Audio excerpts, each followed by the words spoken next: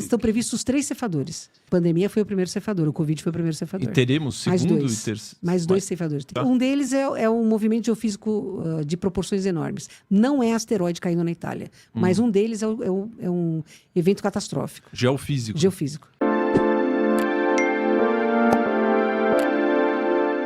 E pegando lá desde o começo, que a gente estava falando do pré-apocalipse, daí uma coisa me chamou a atenção. Você falou que 2027 a 2030 pode ser um momento complicado. No meu entender, sim. O que seria que a gente pode passar? Seria algum contato?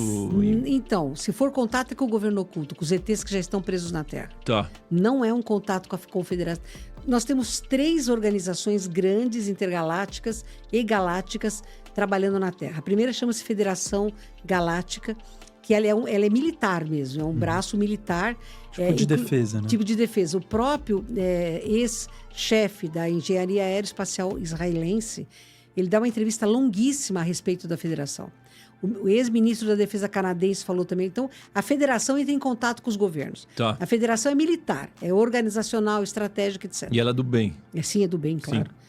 A Confederação, que é a organização da Shell, eles estão aqui para nos ajudar a ultrapassar a hostilidade primitiva e adentrar na fraternidade. Então, o interesse deles é nos ajudar a entender a sombra, o autoconhecimento, que é a tríade dela, né? Autoconhecimento, conhecimento e prática do bem para você poder evoluir.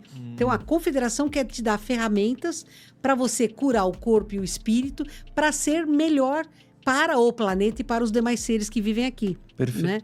E o outro sistema, que é o comando Ashtar, que o Sherran é o elemento mais importante, começou a se comunicar na Terra na década de final de 50 para 60, através de um mecânico, o Van Hassel, certo. Que quem falava através dele era o Vrilon, era um outro cara do comando Ashtar, não o Sherran.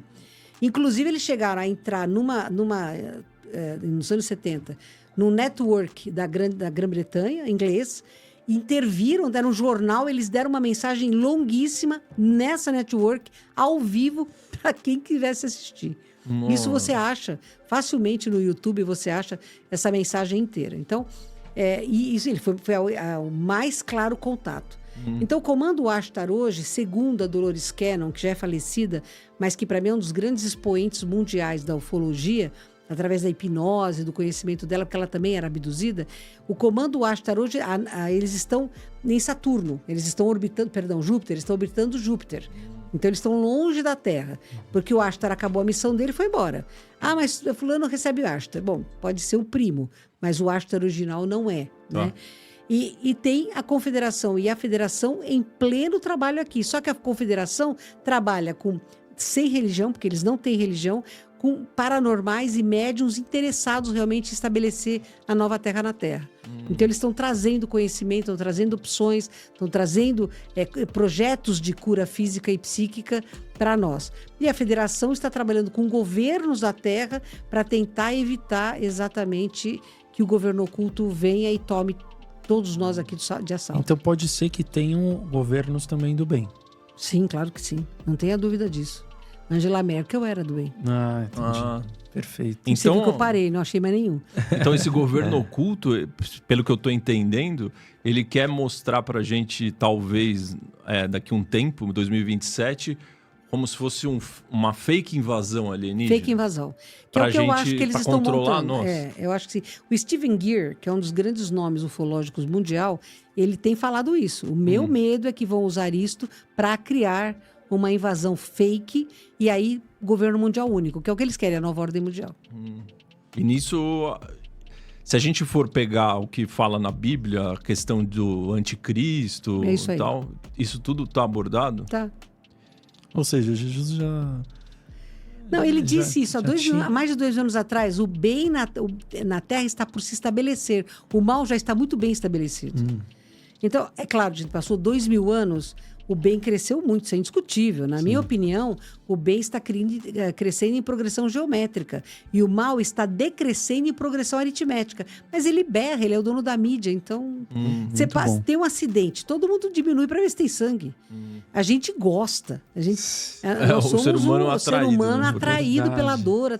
Acredita, o ser humano acredita na dor como forma de evolução. Mas então tá nas nossas mãos, como seres humanos, nós temos algum poder? Total. Qual que seria? Cara, Como olha, fazer isso? Experimentos feitos, tá, ratificam isso que eu vou te falar. Tá. No Canadá, eles tinham uma cidade com violência. Então, eles trouxeram paranormais, vários paranormais, para entrarem em meditação naquela cidade pela paz. Foi assim, o gráfico de violência fez isso aqui. Nossa. E tem outros estudos em outros lugares do mundo com a mesma eficácia. Quando o homem entra num padrão vibratório superior, ele suaviza a psicosfera e intervém. Então, por que se fala tanto de autoconhecimento e conhecimento e prática do bem, de respeito aos outros seres que vivem na Terra? Porque as pessoas caminhando para... Vejam, o ideal da Revolução Francesa, tá? Tá. Igualdade, fraternidade e liberdade. Se nós não formos iguais, não há fraternidade. Se não houver fraternidade, nós não seremos livres. Isso é o óbvio, não é o óbvio? Pois é. Sim. Então, se atingirmos uma massa crítica de humanos que realmente acreditam que tem poder para mudar a Terra, é assim. Porque nós temos o poder para mudar a Terra. É real. E também tem a questão que você falou que o mal, ele é escandaloso, né? Escandaloso. Ele é escandaloso e ele ainda tem a possibilidade de atingir a massa via mídia e afins. O bem, igual o pessoal que estava meditando e diminuiu os índices de assalto lá nessa cidade do Assalto Canadá. e assassinato. Se parar para pensar, o bem ele é silencioso e poderoso. Exato. Então é isso, não precisamos estar gritando, tô fazendo bem aqui, não. Vou te dar um exemplo prático, né? Porque eu ponho em prática, tudo que eu pesquiso eu ponho em prática. Eu fui médica de PSF numa comunidade muito violenta em São Paulo que tem até micro-ondas. PSF Sabes pronto... É o UBE, é o Programa UBS. de Saúde da Família. PSE é o Programa de Saúde da Família. Foram 4 anos extraordinários que eu passei trabalhando, que eu amo isso. É que depois, por causa da presença do PCC, eu tive que me retirar, porque eu falo muito e eu ficava correndo risco. Mas a minha área, porque o que eles fazem? Eles pegam aquela comunidade, dividem em micro-áreas, cada área tem um médico, uma enfermeira e tem agentes comunitários da saúde. A minha microárea tinha um volume bastante acentuado de suicídios. Eu estava trabalhando lá, comecei a sentir o negócio, tal, todo mundo tomando, ia buscar receita azul, né? E a Margarete, quando ela canta, a Margarete Áquila, ela tem um poder de cura mesmo. Ela tirou um paciente meu, eu tinha um paciente na UTI do 9 de julho em pré-óbito, porque ele tinha um enfisema pulmonar gravíssimo, o pulmão dele já estava rígido e a família não queria que fizesse a traqueostomia, porque era só prolongar, não ia dar qualidade de vida nenhuma, ia só prolongar o sofrimento. Então, é uma decisão da família, eu estava respeitando. E a Margarete gostava muito desse senhor e quis ir cantar na UTI para ele, pedi licença, tal, ela foi. Ela cantando, ele era barítono. Quando ela começou a cantar Ave Maria do Morro, superficializou do coma e ele começou a mover os lábios como se ele estivesse cantando com ela. Médico não chora, né? Eu virei pro box do lado, onde tinha uma menina em coma há 1 mês de um acidente automobilístico. A menina saiu do coma enquanto ela cantava. Meu Caramba. Deus. Então, e eu tenho visto o poder da música, que vem com uma voz privilegiada, mas que vem com uma energia altíssima do que faz. Eu falei, Margarete, eu tô como assim, você é psicanalista e tal, você não quer ir dar palestras e cantar uma vez por mês na minha comunidade? Eu alugava a garagem de um traficante, punha cadeira... você tem que jogar o jogo. Sim. Eu pagava para ele e falava, não, só não precisa pagar a garagem, só traz as cadeiras e os docinhos. Na microárea lá. Na minha região, Eu levava as cadeiras, eu levava os docinhos, o refrigerante. Ela ia lá e ela passava 1 hora cantando para eles. Cantava, falava, cantava, falava. O índice de suicídios caiu 51%. Ô, louco. Então, Caramba. modifica, gente. Isso é trabalho. A gente vê a Casa do Consolador, nos meses de inverno, nós temos um projeto chamado Irmã Dulce, porque ela é extraordinária, né? Foi um exemplo para todos nós brasileiros. E a gente sai à noite, na sexta-feira à noite, a gente leva sanduíche, leva bebida quente, água, cobertor, ração animal. E a gente vai justamente para aqueles guetos que são, né, intocáveis, né? Um dia a gente estava distribuindo café com leite e pão, e um senhor pegou e falou para a Margarete assim, eu não quero comer, eu quero que você reze comigo. Aí ele se ajoelhou na frente dela, ela se ajoelhou e deu as mãos com ele e eles começaram a orar. Eu vi sublimação no olhar daquele senhor. Um senhor alcoólatra, né, morador de rua, quer dizer, é a pessoa mais marginalizada e ignorada possível. ele entrou num êxtase. A fé dele, não foi, a Margarete foi um veículo, talvez, mas a fé dele transcendeu. Tá? Então, existe em todos nós, existe luz. Você pode fazer o que você quiser, dizer, você é o diabo, não acredito em Deus. Ok, dentro de você, em cada quark de todos os seus átomos multidimensionais, existe a fonte criadora. Você não escapa disso. Sim. E quando você faz a conexão... É o caminho sem volta. É o caminho sem volta. Entende? Então, é óbvio que se nós que acreditamos na Nova Terra, realmente acreditássemos no poder que nós temos, já era a Nova Terra. Então, de 27 a 30, nós vamos ter anos complicados? Vamos, sei, porque o mundo tá maluco e a gente vai ver muita coisa que a gente não gostaria de ver. Mas, ao mesmo tempo, a Joana de Ângeles disse isso e a Shelian confirmou, 250 mil espíritos de maior hierarquia nascem este ano, 250 mil nascem em 2027 e 500 mil nascem de 27 a 30. Nossa. Gente, pelo amor de Deus, vamos combinar. É gente para chuchu de luz. Faz a massa crítica. É só não bagunçar a cabecinha dessas crianças. É só não adultizar essas crianças. Não ficar fazendo Instagram com essas crianças porque falarem coisas bonitinhas para você ter views e monetizar. É só respeitar a criança como criança. Mas, sinceramente, trabalho como o de vocês, trabalho como o nosso e de tanta gente boa, está fazendo a diferença. As pessoas estão acordando. É que é silencioso. Na hora do vamos ver, vai ser rápido. Isso me tranquilizou, viu, Mônica? Porque a gente sempre O Maurício é mais pessimista, eu sou mais otimista em ver a vida assim. E eu sempre fiquei pensando, poxa vida, temos 8 bilhões de pessoas. Será que toda essa galera que é super superficial vai precisar também se mobilizar? Pelo jeito, não, né? O bom da história é que a gente precisa de 2 bilhões só. 2 bilhões? 2 bilhões só. Por quê? Um quarto. Porque é a massa crítica, é um quarto. Eles precisam de 6.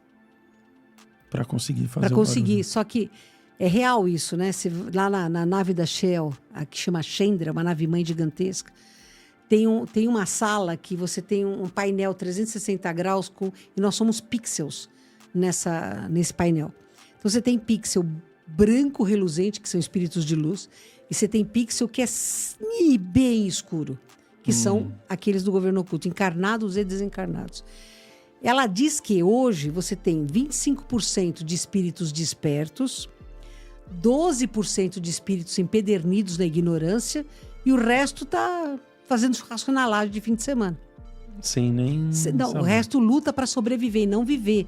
Mas na hora que esse contingente acordar, muda o jogo. Então a gente tem que trabalhar por essas mentes. Entendi. Porque, nenhum de nós senão a gente não estava na Terra, a gente já estava no planeta melhor. A gente está aqui porque a gente tem coisas e muitas coisas para aprender. Mas se pegar o bonzinho com outro bonzinho, dá um bonzão. É isso que precisa, é sair de cima do muro e é trabalhar. Mas às vezes o que eu penso é que a gente passou pela pandemia, certo? E ficamos pior. Ficamos pior, mas será que não teve muita gente que despertou nesse período? Muita gente despertou, e eu tenho certeza disso. A Casa do Consolador optou, por causa do trabalho social, não parar o trabalho social. O trabalho espiritual passou a ser online, mas a gente não parou o trabalho social. Tá. E, assim, de repente, em julho de 21, nós distribuímos 4.000 cestas básicas. Da onde vieram essas cestas básicas? Das pessoas que acompanhavam o nosso trabalho no Que aumentou canal. a procura, certo? Nossa, espantosamente. Exato. E nós, antes da pandemia, distribuíamos 300 cestas. Nossa. Hoje a gente distribui 1.000 por mês. A gente fazia 200 almoços. Hoje a gente faz 1.000. Olha só. A gente distribuiu 1 tonelada de ração animal. Hoje a gente distribui quase 3. Então, quem que deu? Quem que ajudou? Foi a gracinha? Não. Foi as pessoas que acreditaram nisso. Então, essas pessoas já são Nova Terra. Essas pessoas estão dividindo, compartilhando, reproduzindo. Então, isso é a Nova Terra que está nascendo. Você não segura.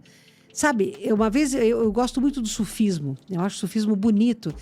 Não sei se vocês têm intimidade com o sufismo. Se puder explicar. puder. Claro, pessoal de teve casa. um profeta, não é? Lá no islamismo, que ele trouxe o sufismo. É dentro do islamismo, mas ele é profundamente suave. Ele é ensinado através de fábulas. Sabe os derviches, aqueles que dançam com a cabeça torta lá na Turquia? Não conheço também. Então, mas é fantástico. Eles entram em transe e eles ficam rodando totalmente em transe e eles não caem. Caramba. Eles rodam sim. por horas, os derviches. E o sufismo, os derviches vêm desta, vamos dizer, hiato dentro do islamismo que ensina a fraternidade através de fábulas muito bonitas. Né? Eu gosto muito desse ideal sufi de ensinar pela fábula. Pela fábula, igual Jesus fazia. Exato, como Jesus fazia. E porque ele prega a paz, ele prega o amor, ele prega a fraternidade. Então, eu não ligo para dogma, sabe? Eu acho dogma um atraso de vida. Eu acho que a gente tem que viver o amor, a fraternidade. Se você fizer isso, ou pelo menos tentar viver o resto da eternidade chega. Entendi. Ainda que seja pela eternidade. Mas vai chegar, entendeu? Então, nós temos hoje condições de, em diferentes filosofias, você falar da fraternidade. Você exercer a fraternidade. E as pessoas na pandemia acordaram para isso. Para que era a pandemia? Para você ficar vivendo agora, para você fazer uma autoanálise, para você desenvolver solidariedade e vencer o medo. Né? Mas as pessoas estão mais egoístas, estão mais violentas. Sim, porque a separação do joio do trigo, o trigo está maduro e o joio também, agora se separa. Entendi. E isso a gente está fazendo na prática do dia a dia, né? Sim. Então, você chama esse período como o primeiro ceifador, não é? A pandemia foi o primeiro ceifador, o Covid foi o primeiro ceifador. E teremos segundo e terceiro? Mais dois ceifadores. Estão previstos 3 ceifadores. E o que seria isso? Um deles é um movimento geofísico de proporções enormes. Não é asteroide caindo na Itália, mas um deles é um evento catastrófico. Geofísico. E tem algum porquê por detrás desses ceifadores? Sim, é para acordar a humanidade, né? É o que a Shell fala. Porque o planeta dela se destruiu. A civilização dela era tão legal que, em vez de eles fizerem a transição, eles destruíram o próprio planeta. Você entendeu? Então foi que nem Marte, né? Quer dizer, Marte ainda tem o planeta. Zion não existe mais, né? Ela falou que quando você está na beira do precipício, você acorda. Exato. Então, a gente vai ser levado para a beira do precipício, não tenham dúvidas disso. Por isso que é pré-apocalipse. Pré-apocalipse. Então, o segundo ceifador já seria apocalipse, certo? Então, o segundo ceifador pode ser os 3 dias de escuridão. O segundo ceifador pode ser a invasão alienígena, que a gente precisa botar todo mundo, vai ter que trabalhar junto contra os alienígenas. E aí vem uma ordem mundial que chipa todo mundo, entendeu? Que induz as pessoas, que caça as pessoas que pensam diferente.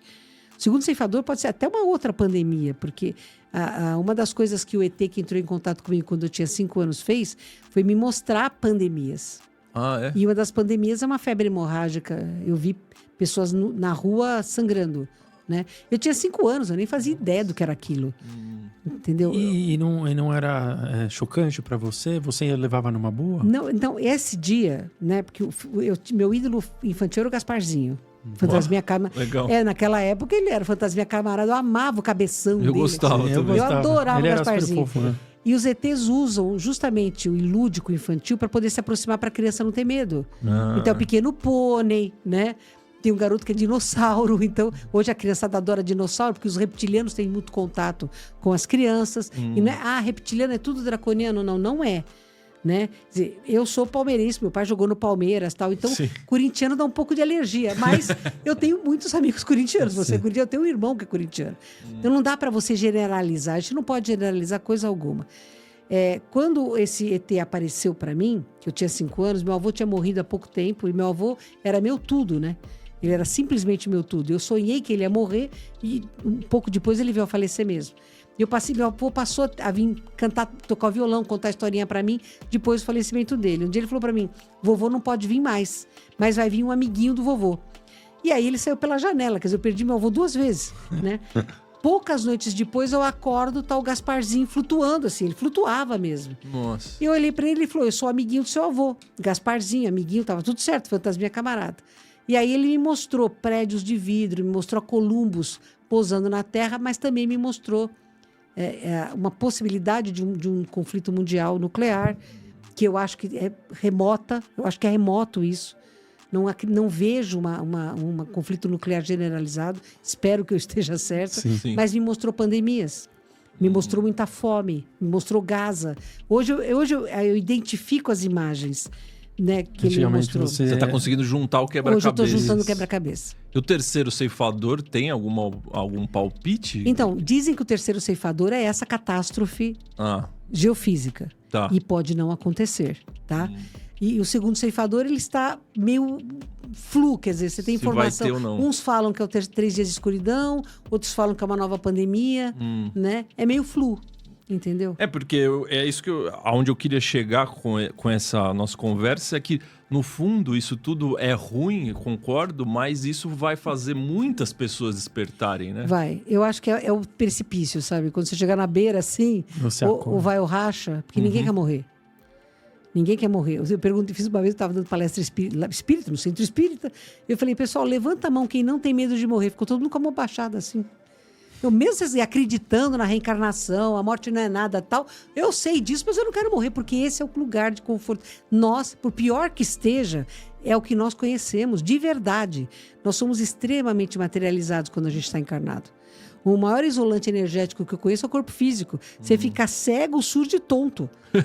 Entendeu? Então você ignora o multiverso, o multi-universo, as multidimensões que te seguem. E elas seguem, está aqui vivendo com a gente do ladinho. E a gente não percebe.